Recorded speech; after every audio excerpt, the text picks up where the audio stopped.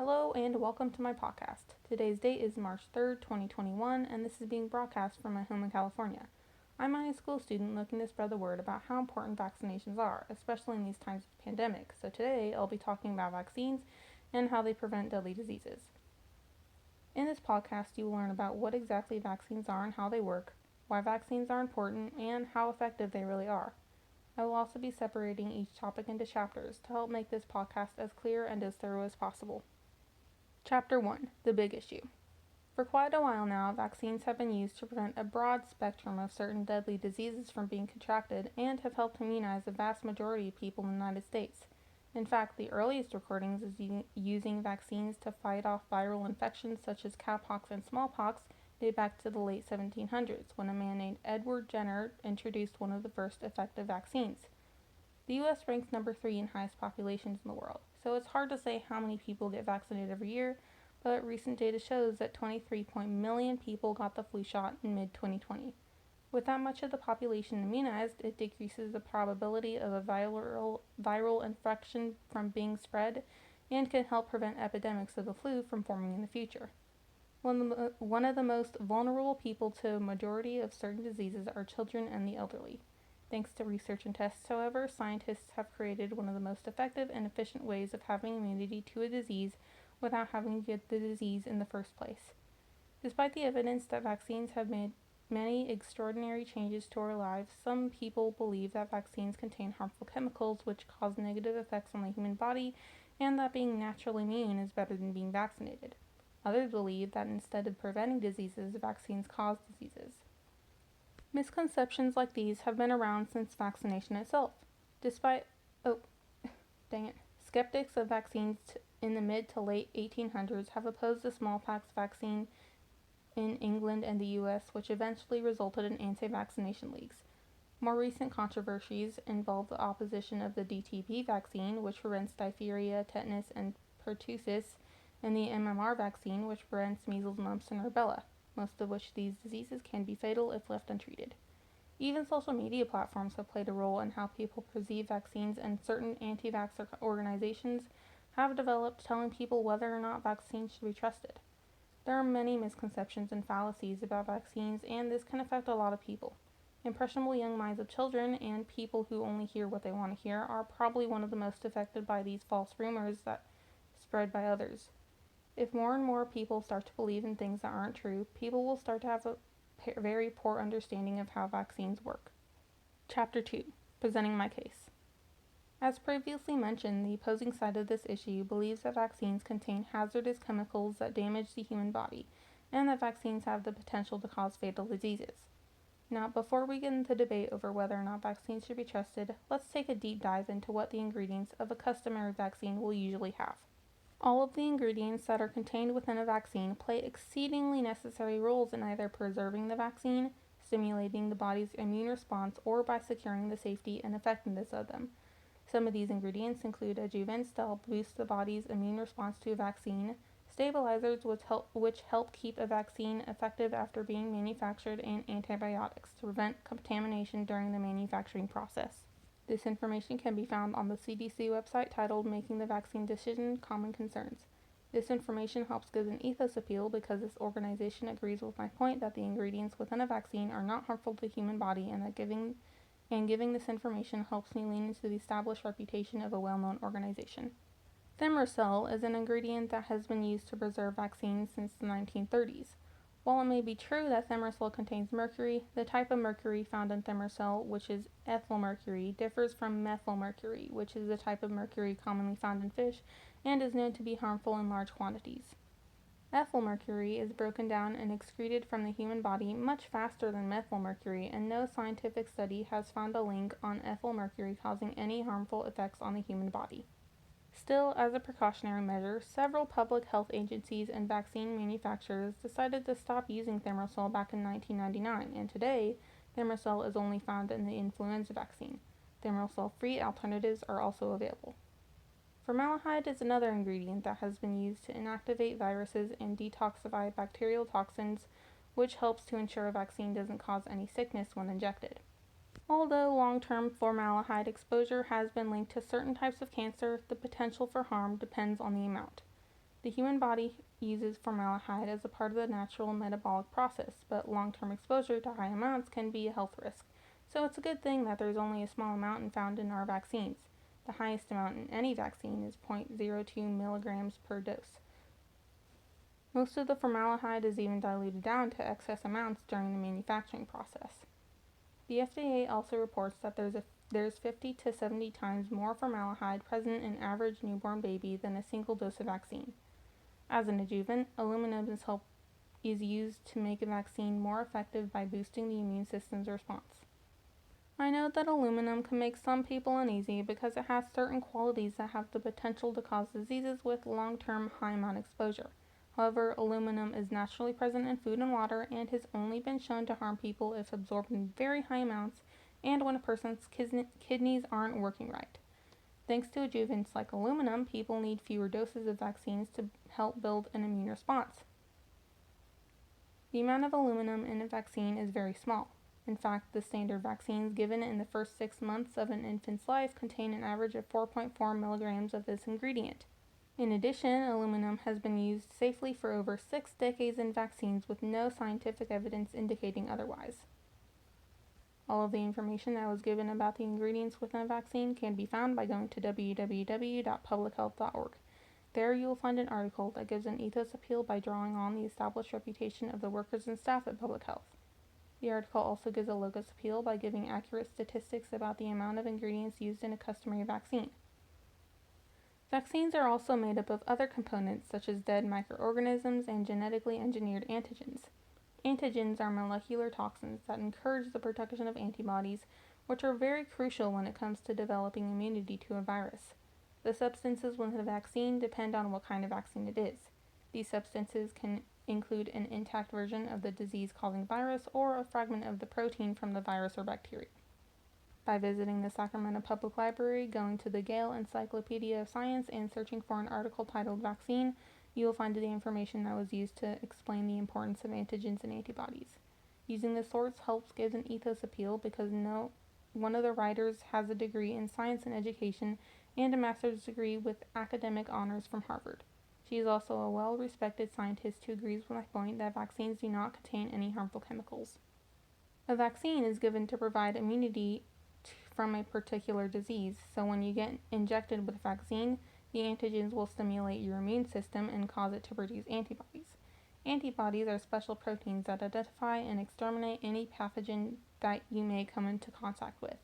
After you get vaccinated, you start to develop an immunity to that disease without even having to get the disease in the first place. This is what makes vaccines such powerful medicine. Unlike most medicines which treat or cure diseases, vaccines will prevent them, which makes vaccines one of the most important medicines of our time. This excerpt was quoted from a website made by the CDC titled Vaccines: The Basics. The website helps give an ethos appeal because the CDC is a well-known and trusted organization regarding disease control and prevention. Chapter 3. The Importance of Vaccinations. As vaccines were developed and became widely used, rates of diseases like pertussis, polio, measles, and rubella have greatly declined, and today, doctors rarely see cases involving them. This is all thanks to the power of vaccines. However, some people believe that if diseases like pertussis, polio, measles, and rubella are nearly gone from the United States, there is no need to be vaccinated against these diseases anymore. This is completely untrue. Although the U.S. has very low rates of vaccine-preventable diseases, it isn't necessarily true for everywhere else in the world. Polio is close to being eliminated, but still exists in several countries. Cases of measles outbreaks were reported around the world in 2011, and 90% of measles cases in the U.S. were associated with cases imported from another country in that same year. Since most Americans are vaccinated against measles, it prevented these few cases from becoming epidemics. Back in 1974, about 80% of children in Japan were getting the pertussis vaccine. That year, there were only 393 cases of pertussis in the entire country, and not a single pertussis-related death. Then, immunization rates began to drop, until only about 10% of children were being vaccinated. In 1979, more than 13,000 people got pertussis and 41 died. When routine vaccination was resumed, the disease numbers dropped again. These examples show that if less and less people decide not to get a vaccine to protect themselves against a virus, it will result in potential epidemics and risk the safety of others. Unless we can completely eliminate a disease, it's important to keep vaccinated against it, even if there are only a few cases of the disease today. If we take away the protection given by vaccines, more and more people will be at risk of contracting the virus. The information included in this chapter originated from a CDC website titled What Would Happen If We Stopped Vaccinations, and another website titled Why Immunize. Both of these sources give an ethos appeal because they come from a well-known organization, and give a logos appeal by using data and statistics to support the claim that vaccines are very important for your health and safety. Chapter 4. Safety and Effectiveness. Note that the following information came from another CDC website titled Making the Vaccine Decision Common Concerns, and gives an ethos appeal by drawing on the established reputation of a significantly trusted organization regarding disease control and prevention.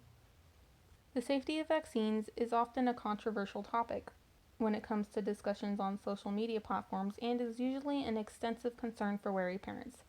Most of the time there's a lot of confusion on whether or not vaccines should be trusted, and other times people don't know what's true and what's not.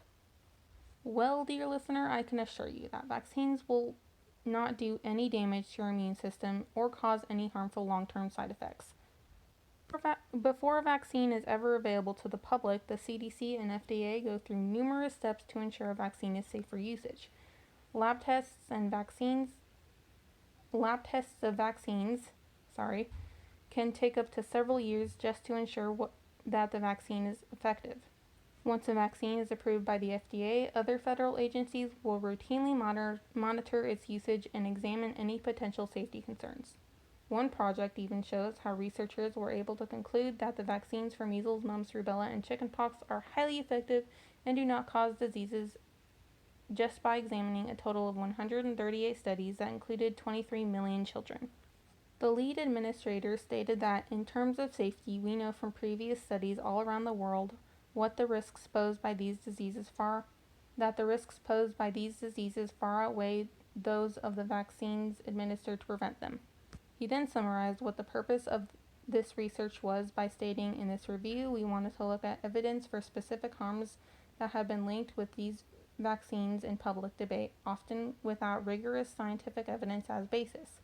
In the study, the researchers found that one dose of the measles vaccine was 95% effective, which then rose to 96% after 2 doses. The rate of cases in children who received 1 dose would be 0.5%, and the rate of cases in unvaccinated children would be 7%. 1 dose of the mumps vaccine was 72% effective and rose to 86% after 2 doses. The rate of cases in children with 2 doses would be 1% compared with 7.4% in unvaccinated children. 1 dose of the rubella vaccine was 89% effective in preventing the disease, and another study found that after 10 years, the MMRV vaccine was 95% effective at preventing chickenpox. If a child was exposed to chickenpox, 5 out of 100 vaccinated children would catch it. In addition to this, the researchers analyzed 2 other studies involving nearly 1.2 million children that examined the association between vaccination and autism, which is probably one of the most common confusions about vaccines. From all the evidence that was gathered, the researchers were able to conclude that diagnosed cases of autism were similar in vaccinated and unvaccinated children. This study helps support the claim that vaccines are very effective when it comes to preventing disease, and that vaccines do not have the potential to cause someone to contract or develop another disease. It also helps a lot with the logos appeal because it uses accurate data and statistics as credibility. Chapter 5. Anti-vaxxers and Misconceptions. As I've said before, there are many misconceptions about how vaccines work, and most of these are overly misleading or stray away from the truth. In this chapter, I will talk about the rumors that have been spread about vaccines over the years and what led people to believe them. Perhaps the most common misconception about a vaccine is that you can overload someone's immune system if they get multiple doses at once. This rumor first began when some vaccines were combined into a single shot, as the recommended childhood immunization schedule started to include more vaccines. This claim of the opposing side of the issue is using a fallacy called bandwagoning, where an argument assumes that because an idea is popular, it must be right. Although this is one of the most common claims about vaccines, studies carried out in the past have repeatedly proven that the recommended dosage of a vaccine is no more likely to cause harmful effects given in a combination compared to when they are given separately. Another rumor claims that more vaccinated than unvaccinated people get sick because there's no vaccination that is 100% effective. This means that even if someone gets vaccinated, it's still possible for them to get the disease. While it may be true that unvaccinated people aren't the only ones at risk for contracting a disease, and that the number of vaccinated individuals who get sick will often outnumber the unvaccinated people who get sick, it's not because the vaccines are ineffective. It's because there are still people out there who avoid vaccination in the first place. Earlier we discussed how just because a disease is rare doesn't mean we should stop vaccinating against it. When more and more people stop getting vaccinated for fatal diseases, it increases the chance that someone will contract the virus, and eventually more and more people will be at risk. The fallacy that was used in the claim that more vaccinated than unvaccinated people get sick is called hasty generalization. This is when an argument draws a conclusion with limited resources and information. Another debunked myth is that hygiene and better nutrition are responsible for the reduction in disease rates, not vaccines. But recent data documents the number of cases of a disease before and after the introduction of a vaccine show that vaccines overwhelmingly responsible. Recent data documents in the number of cases of a disease before and after the introduction of a vaccine show that vaccines are overwhelmingly responsible for the largest drops in disease rates. Take the cases in measles, for example. Between 1950 and 1963, cases of measles numbered anywhere from 300,000 to 800,000 a year in the U.S. until a newly licensed measles vaccine went into widespread use. By 1965, cases in the U.S. were beginning to drop dramatically. Then, in 1968, about 22,000 cases were reported, and by 1998, the number of cases averaged to about 100 per year or less. The last misconception I will talk about is how being naturally immune is better than being vaccinated. It may be true that natural immunity lasts longer in some cases than vaccine-induced immunity, but the risks of natural infection far outweigh the risks of immunization from recommended vaccines. For example, wild measles infection can cause inflammation of the brain for 1 in 1,000 infected people, and for every 1,000 reported cases, 2 individuals die. However, the MMR vaccine results in inflammation of the brain or severe allergic reaction once in every 1,000,000 vaccinated people, while also preventing the measles infection. All of the information that was specified in this chapter so far has originated from a website titled Misconceptions About Vaccines, History of Vaccines. This educational resource has provided an ethos appeal because it was created by the College of Physicians of Philadelphia and gives a logos appeal by using detailed statistics and credible data to support my rebuttal. If you're still not convinced about the effectiveness and safety of vaccines, or are still hesitant about getting a vaccine, an article titled The Real Life Conversation of a Former Anti-Vaxxer has an interview on a lady named Kelly Watson Snyder. If you're interested in reading this article, here are a few excerpts to give you more details. Anti-vaxxers have been around for a long time, but social media makes it easier to get into a loop, and once you're there, it's hard to see outside of it. Algorithms just show you more of what you're already looking for. If you start searching anti-vaccination stories, that's what starts popping up on your tagline. I joined some social media groups and would get together with some of those mothers who believed what I did. We used to call the pro-vaccination mothers sheeple. You'd ask them, have you ever thought about your stance? Have you ever done any research?